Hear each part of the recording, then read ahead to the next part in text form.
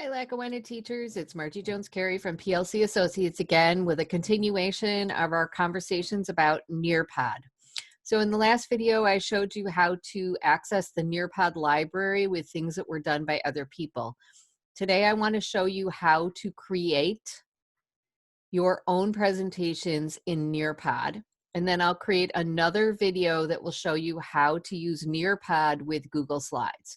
So today we're just going to talk about the basics of creating your own nearpod, and I'm going to try to make it as simple and as short as I possibly can. So what we're going to do first is we are going to actually look at nearpod. So hang on for 1 second while I go out and open my nearpod. So here's my nearpod account. I would go to nearpod.com. And now it knows I'm in my account. And so if you watched the last video, you'll remember that we actually brought in something from the nearpod library. Okay, but today we want to create our own. And I actually have a bunch of files that I have already created. So to create your own slide deck, which is what they call it, your own presentation, which doesn't have to be a very long presentation. It can be video clips that you put things into, whatever you want to do. You click on New. And you want to make a new lesson in nearpod. Like I said, I'll show you how to do it in Google Slides on another video, but a new lesson, or you could bring in just a new video. So let's say you have a video clip and trying to get at it through Teams is just really cumbersome for you. You could create a new video as well. So we're going to launch and create a new slide deck in nearpod.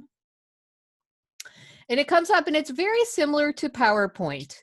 So in order to add a slide, I just click Add Slide. And when I go to add a slide, it wants to know what kind of a slide do I want to create.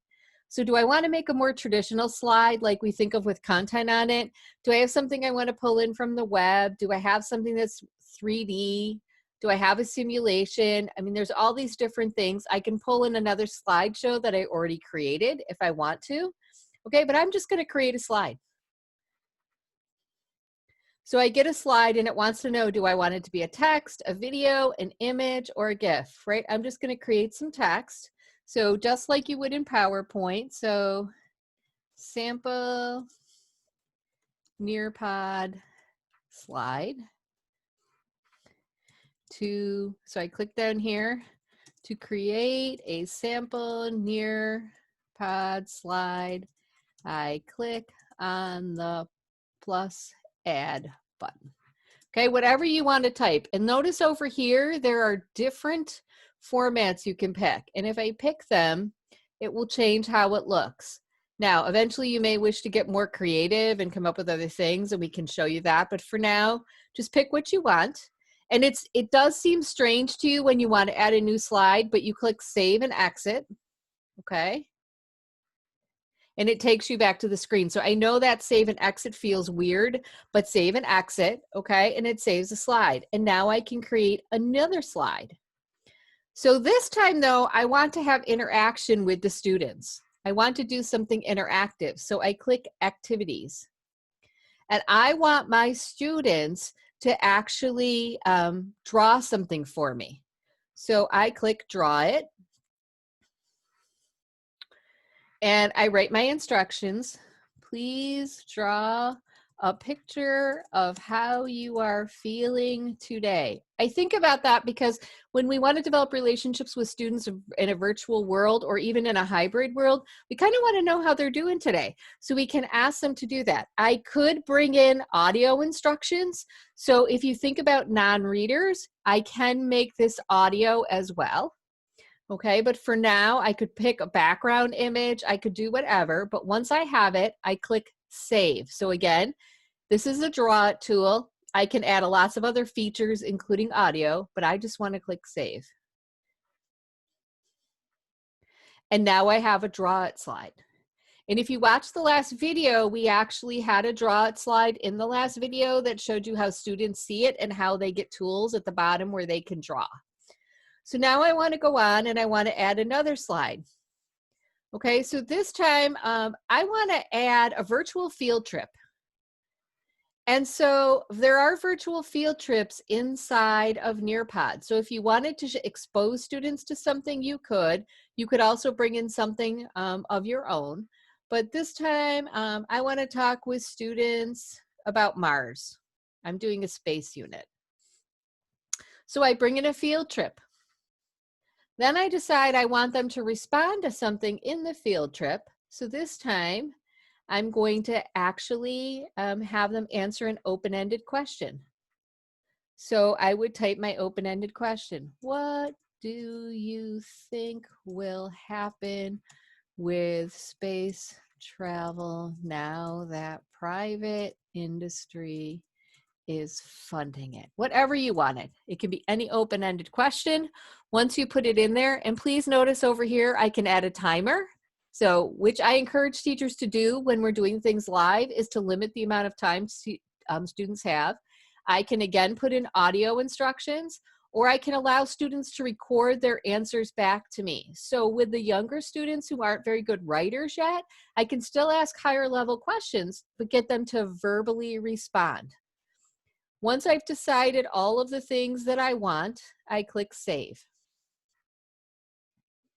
So now I have my slide, a draw it, a field trip, an open-ended question, and it's that simple. So each time that I choose to add a slide, I can pick different things. If I already have a pre-existing slideshow, I can pick that as well. Okay, and I can go get it from my computer, from my Google Drive, from my Dropbox, or from my OneDrive. So I'm just gonna go pick something from my existing files just to show you how it would work. Okay, I'm just gonna pick something that I've already done. So I pick that right here, I click select, and it's going to bring in that whole slide deck for me. So if you do have things in Google Slides, or you've saved them on your computer as PowerPoints, you can actually pull those in. And right now it is filling in the file. And while it's doing that, I can continue to still add things, so I don't have to wait. Okay, so there's a collaborate board as well. So if I want students to all mutually answer something, I can say, let's talk about addition. What do you think of using addition to solve 5 apples, 4 pears, 3 bananas, whatever you wanted? Okay, you can make whatever you want. With any kind of question. That's a terrible question, and I apologize for that, but you get the idea. I can ask them anything that I want. I can pick what the background looks like, and then I save it.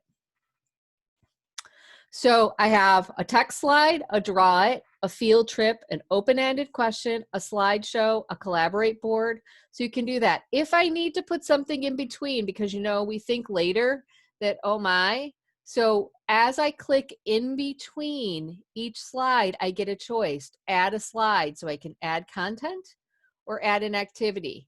So if I go here, I might say I want to add a slide, I want to add content, I want to add a new slide.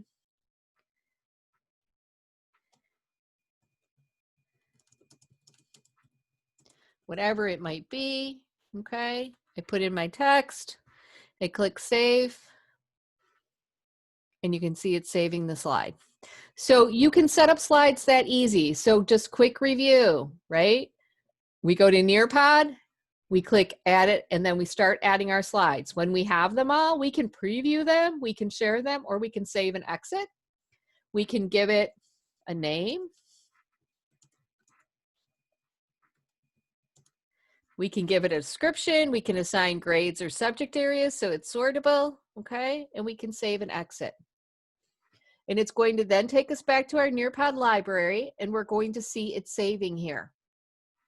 And we're going to wait a second, okay? The longer and the bigger the file, the longer it will take to save.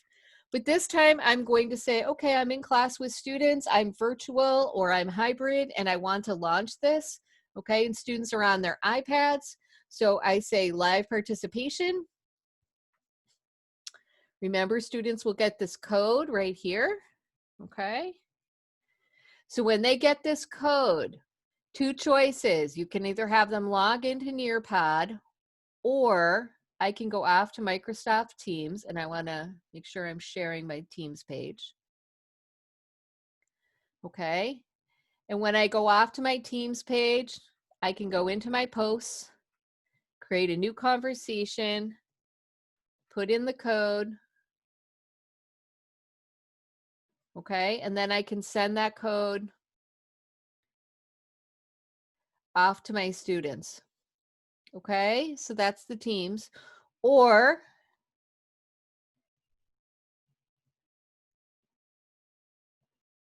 I can have them log in.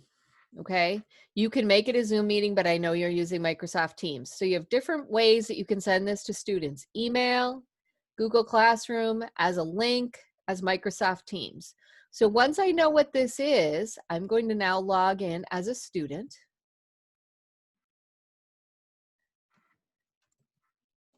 Which you don't have to do, but I encourage you to like toggle back and forth, even when you're live with students, because then you can see what students see. Okay, so it's always going to ask me for my name. I'm going to join the lesson. Okay, so once my students are in, I'm here. Anytime I see this icon with the microphone or the speaker to it, it will read the slide.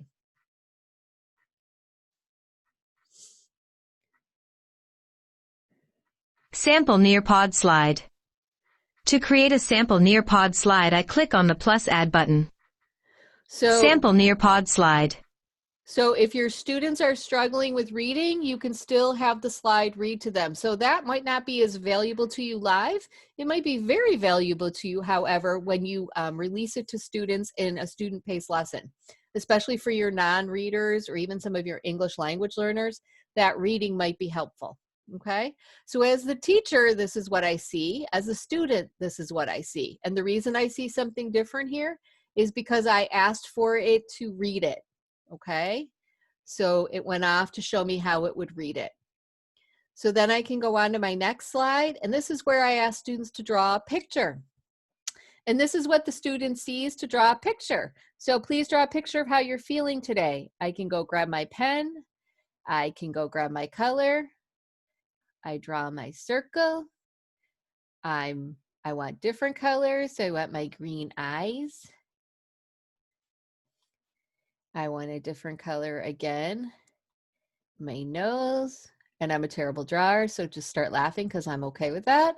And then I draw my mouth. Whatever the student wants to draw, they could draw a sad face, they could add hair, they can do whatever they want. And this is where giving them a time is really important. Okay, submit. It tells me as a student, my answer has been submitted. Okay, and as a teacher, it'll tell me in a minute, there you go, that the students is there. I can share it if I want to and let everybody see it. I can unshare it if I don't want everyone to see it. So I would have a list of students' names.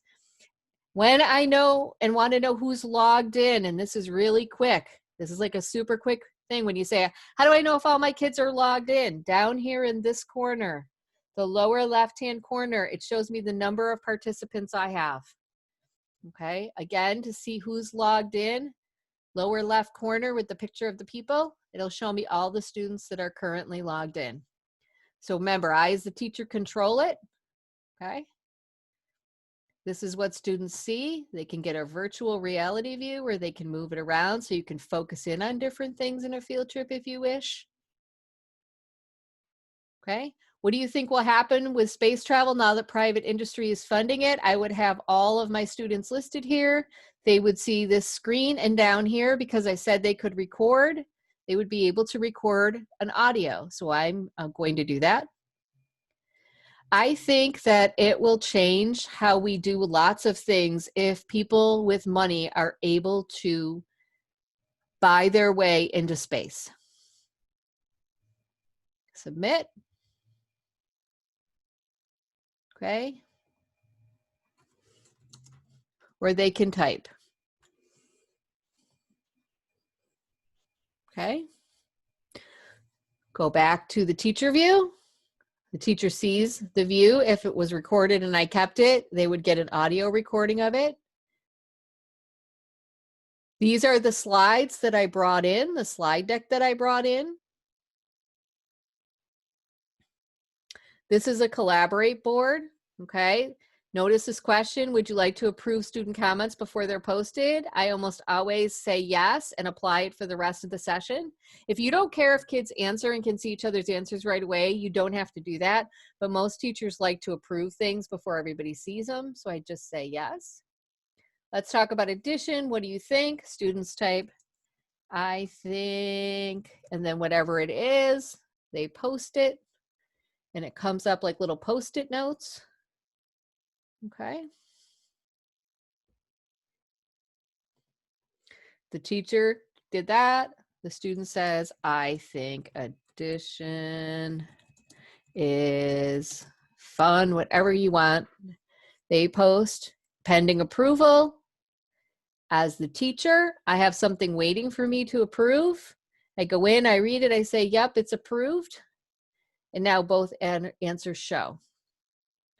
The other thing I want you to know about Nearpod, if you start to use it, and this is so fast, and I know it, you are in the middle of a lesson and you think, I'm not sure everybody's really paying attention the way I'd like them to. You will always have this button, add an activity, and you will always get choices. So I can add certain things. I can add draw, a slide, an open-ended question, or web content. So if I'm not sure everybody's listening, I can add a draw it. It'll pop right up. Please draw a picture of